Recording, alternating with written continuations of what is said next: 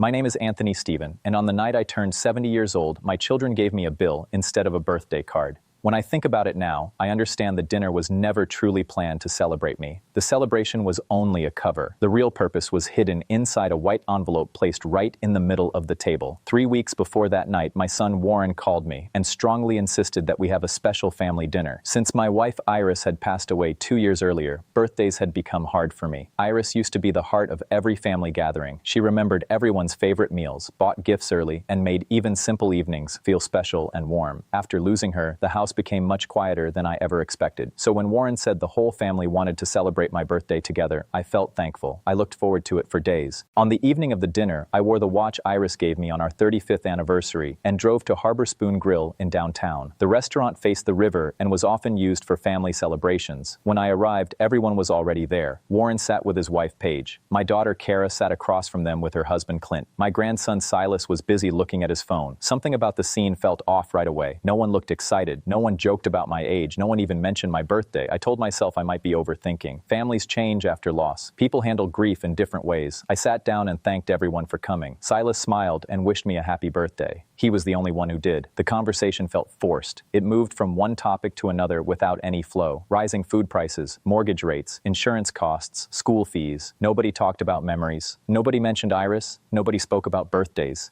The longer the dinner went on, the more uneasy I felt. Then I noticed a blue number 70 candle sitting near the dessert counter across the room. It was never used. After the meal ended and coffee was served, Warren cleared his throat. The whole table suddenly went quiet. Even before he spoke, I felt something was not right. "Dad," he said carefully, "we need to talk about something important." Paige reached into her bag and gave him a white envelope. Warren slid it across the table toward me. "What is this?" I asked. No one answered. "Just open it," Paige said. I opened the envelope expecting birthday notes, photos, or maybe old memories. Instead, I found spreadsheets filled with numbers, dates, and expense lists. At first, I thought it was a joke. Then I started reading. Grocery reimbursement, transport costs, medicine pickup help, holiday meal expenses, childcare inconvenience charges. Every line had money attached to it. Every visit, every favor, every small act had a price. Slowly, my confusion turned into shock. "What is this supposed to be?" I asked. Kara crossed her arms. "These are the costs we've been covering for years." I looked at her in disbelief. "Costs?" Warren leaned forward. "We're not trying to hurt you. We're just being realistic." Realistic. That word felt completely wrong in that moment. I kept reading. Then I saw a line highlighted in yellow. Emotional labor reimbursement. For a few seconds, I could not speak. "Emotional labor?" I asked quietly. Paige answered at once. "Supporting someone emotionally also takes effort." The noise of the restaurant faded for me. People around us were laughing and enjoying their meals, while I sat staring at a bill made by my own children. The more I read, the worse it became. They had put a dollar value on almost every act of care since Iris died. Doctor visits, phone calls, grocery help, family dinners. Nothing was just love anymore. Everything had become a transaction. Then I reached the last page. That was when I saw the real reason for the dinner. Near the bottom, there was a section called Future Financial Coordination. It suggested that the Stephen family safety account should be managed by one authorized person to improve efficiency and long-term control. Next to that suggestion was my son Warren Stephen's name. Suddenly, everything made sense. The strange silence, the planned conversation, the untouched birthday candle. The envelope was never about costs. It was about control. My wife and I had built the family safety account over many years. It was meant for emergencies, medical needs, job loss, and hard times. It was protection for the family. But after Iris died, my children no longer saw it as protection. They saw it as available money. I looked around the table slowly. No one met my eyes. Not Warren, not Kara, not Paige, not Clint. Even Silas looked uncomfortable. They all knew what was inside the envelope before I arrived. They had planned it together. "How long have you been planning this?" I asked. No one answered. That silence hurt more than anything written on those pages. I carefully placed everything back into the envelope. My hand stayed steady. Warren looked nervous for the first time. "Dad, don't react like this." I looked at him. "You gave me a bill on my birthday dinner." No one replied. Kara looked down. Paige stared away. Clint rubbed his forehead. I stood up slowly and reached for my coat. "Anthony, please sit down," Paige said. It was the first time she called me Anthony instead of Dad. That hurt more than I expected. I took the envelope and put it inside my coat.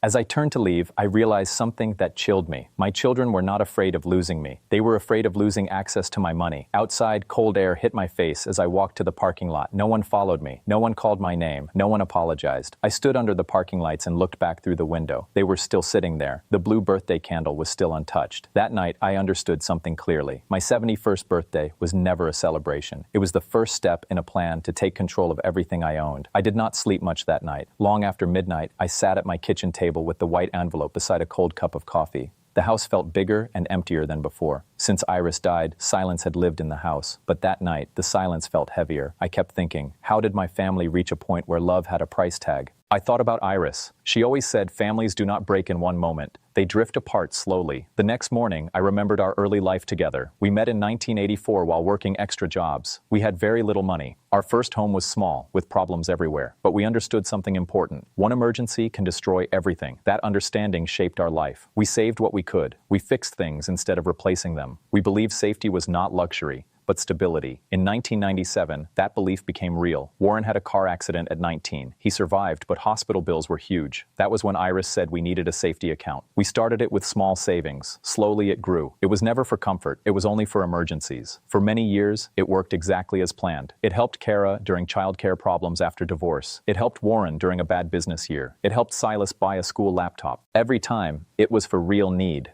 Iris never complained. She believed family must support each other. After she passed away, I continued the same way. At first, everything stayed normal. My children asked for help when needed. I trusted them. But slowly, things changed. Requests became less urgent. Reasons became less clear. Sometimes money was asked before a problem even appeared. One day, Warren asked for money to upgrade business equipment. He said it would bring future income. I hesitated, but he reminded me of past help after Iris died. I agreed. Later, Paige asked how much money was left in the account. At that time, it seemed normal. Now it felt different. Then Kara joked at a family gathering that the account probably earned interest like a bank. Everyone laughed. But I noticed something. No one called it emergency money anymore. They called it available money. I ignored the signs. A few days after the birthday dinner, Kara called me. She asked if I was still upset. I said I was not just upset. It was more than that. She said everyone was under pressure. That word had become the answer for everything. Bills, loans, school costs, life expenses. Everything was pressure. But I noticed something else. No one tried to reduce spending, only increase access to money. She said they wanted things to be sustainable. Sustainable. That same word again. A day later, I went to the pharmacy. The cashier asked if I wanted Warren added for medication updates. I was shocked. I never agreed to that. Warren had submitted a request without telling me. That evening, Warren came to visit like nothing happened. After small talk, he asked about the account again. Then I saw him looking at my notebook where all account records were kept since 1997. He stared at it longer than he should have. She was still angry that it had not worked. Nora opened another file again and said there was one last issue they needed to deal with. Her professional voice changed the whole feeling in the room right away. She went through consultation records, access requests, management proposals, and account activity one by one. After that, she showed the total amount tied to suspicious withdrawals over the past few years. The number hit everyone in the room like a sudden blast. Nobody had expected it to be anywhere near that high. Clint let out a quiet curse under his breath. Kara just stared, completely shocked and unable to speak for a moment. Warren slowly closed his eyes as if the number itself was too heavy to look at. "Business got bad," he said quietly at last. For the first time, his voice did not sound confident or planned. It sounded honest, worn out, and tired from everything. "I know," I replied. He looked at me with surprise, like he did not expect that answer. "Then you understand?" he asked. "No," I said calmly. "I understand why you felt desperate. I just do not understand why you thought desperation gave you permission." The room fell silent again. No one had an answer to that. Fear could explain what they did, but it could not excuse it. That difference hung in the air. I reached into my folder one more time and took out Iris's handwritten guideline page. The paper was slightly old, carefully kept, and full of meaning. Then I read the last line out loud. "If this account ever damages the dignity of the people it was created to protect, close it." Nobody said a word after that. Deep down, everyone there knew what was coming next. I opened my banking application and looked straight at Warren. For months, he had believed this account was the answer to all his problems. My finger moved slowly toward the authorization settings. "You believed control would bring stability," I said quietly. One by one, I removed every pending access request, every management inquiry, and every transition approval. After that, I paused for a moment and looked at my son one last time. But this account stopped serving its purpose a long time ago, I added. I selected the final option, transfer balance. The entire room went completely still. Even breathing felt quieter. Nora checked her screen and gave a small, calm nod. The Stephen family safety account is now permanently closed, she said. No one spoke. No one moved. After almost 30 years, the account was gone in a single moment. And for the first time since that birthday dinner, I felt something I had not felt in months. Peace. Because money was no longer the center of everything. The truth was.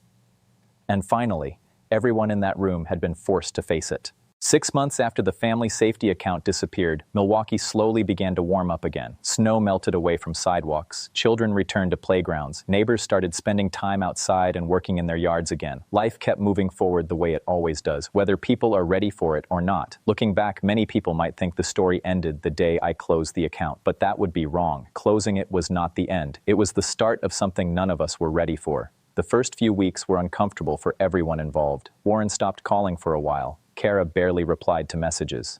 Paige disappeared completely from regular contact. Family gatherings became smaller, quieter, and more awkward. For a time, it felt like the account had been the only thing holding everyone together. That thought hurt more than I expected. But as more time passed, something unexpected started to happen. Without the family safety account to rely on, everyone was forced to deal with real life directly. Warren sold his SUV and reduced several expenses he had ignored for years. It was not easy for him, and there were clear struggles, but it worked. Slowly, he began living within what he actually earned instead of depending on backup money. Paige scaled back her bakery expansion plans and focused on making her current business stable first. Clint picked up extra freelance jobs and small contracts whenever he could. Kara finally began going to counseling sessions to deal with stress she had carried since Iris passed away. Nobody's life collapsed. Nobody ended up homeless or destroyed. They simply adjusted to reality. And that taught me something important. Sometimes helping people too much stops them from learning how strong they really are. At the same time, the money from the closed account began a completely different path. 1 month after the meeting at the credit union, the Iris Stephen Learning Fund officially started. Its purpose was simple: to give opportunities to children who were facing challenges their families could not fix alone. The first grants bought laptops for students at the community reading center where Iris used to volunteer. After that came transport vouchers, literacy programs, music classes, and school scholarships. Small support, small chances, but real changes for children who needed them. Every visit I made to the center reminded me of something. Iris's values were still alive in a different form. One afternoon, I saw a young girl holding a backpack filled with school supplies funded by the program. She hugged it tightly like it was something precious and rare. Watching her, I finally understood something I had missed for a long time. The account was finally doing what Iris always intended. It was helping without creating dependence. It was giving support without control. It was protecting dignity instead of taking it away. Silas started coming around more often during those months. Out of everyone, he helped rebuild what was left of the family in a quiet way. He spent his weekends volunteering at the reading center and working on a school documentary about his grandmother. Because of him, conversations slowly returned. Not about money anymore, but about life, memories, mistakes, and understanding. One evening, almost 5 months after the credit union meeting, Warren called me and asked if we could have dinner. Just the two of us. No documents, no planning, no agenda. We met at a small diner near the river. At first, we talked about simple things like baseball, weather, and work. Then Warren slowly put down his coffee cup and said what had been sitting between us for a long time. "I stopped seeing the account as yours," he said. "I stayed quiet and listened. Somewhere along the way," he continued, "I convinced myself it belonged to the family. And then I told myself that meant I had a right to it." There was no excuse in his voice, no attempt to defend anything. Just honesty. For the first time in a long while, I saw my son clearly, not as a problem, but as a person. "Fear makes people do strange things," I said quietly, "but fear does not remove responsibility." Warren nodded slowly. "I know." The conversation was not perfect. It did not fix everything. Some damage takes a long time to heal, but it was still a beginning, and sometimes a beginning is enough. On my 71st birthday, I went back to the reading center for a small gathering. Nothing big or formal, just volunteers, students, and a few family members. Near the end of the afternoon, Silas came over holding a cupcake. A blue candle shaped like the number 71 was stuck in the frosting. Unlike the candle from the restaurant before, this one was lit. "Happy birthday, Grandpa," he said. For a moment, I could not speak. I just looked at the small flame moving gently above the cupcake. Then I smiled. Not because of the birthday itself, not because of the candle, but because for the first time since Iris died, I felt something I thought I had lost. Peace. Later that night, after everyone had left, I sat alone and read Iris's final handwritten note again. At the bottom of the page, under all the instructions and account details, was a line I had somehow not noticed before. The people who truly love you will never measure your worth by what you cost them. I folded the paper carefully and looked around the reading center. Children were using laptops, books, and resources that had come from the very account my family once argued over. And in that quiet moment, I understood something clearly. The greatest inheritance Iris and I could leave behind was never money. It was the lesson that love without respect slowly turns into entitlement.